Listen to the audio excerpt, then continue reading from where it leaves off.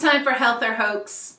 We're going to talk about something that we saw on the internet and whether or not it is valid, whether it is totally crap or if it holds water or if it's all hype or whatever else. So today on Health or Hoax, we've got Moringa.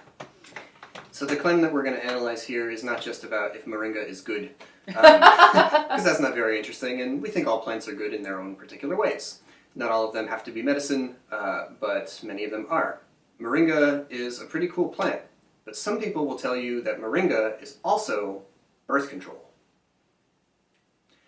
Okay, well, let's say that would be cool if it was. If I could just take a plant and I could eat some green powder and then I wouldn't have to worry about getting pregnant, I would like that. I'm sure you probably would too.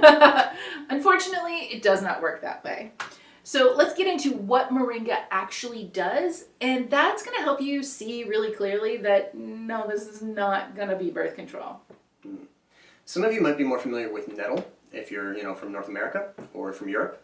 And Katya sometimes likes to describe Moringa as nettle that grew on a tree in the desert. Yeah, nettle of the desert.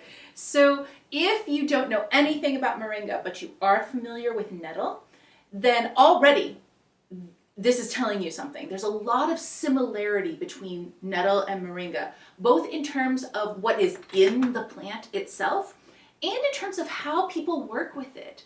Nettle is a plant that people work with for better nutrition. Minerals, vitamin green, right? Chlorophyll, vitamins, all different kinds of stuff in there. Nettle is food. It's deeply nourishing food. This is true of Moringa as well. It is nourishing.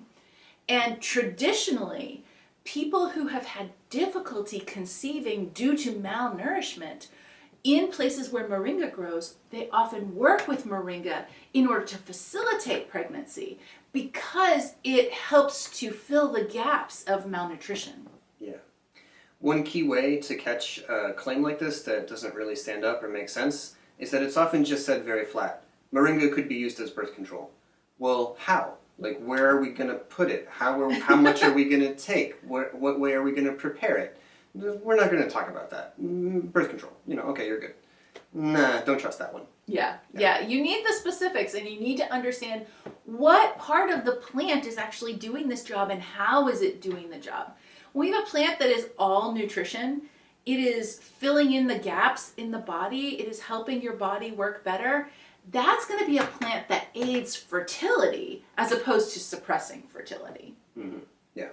So honestly, that's enough. Just with that much information about the plant and its application and its place in the way people take care of their health, I think it makes it pretty clear that this is not something that's going to fundamentally alter the hormones of your body such that you cannot conceive.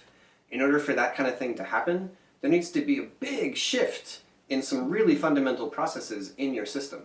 And an herb that's food, an herb that's taken in food-like amounts on regular bases to, like you say, fill in these gaps, isn't going to have that kind of effect.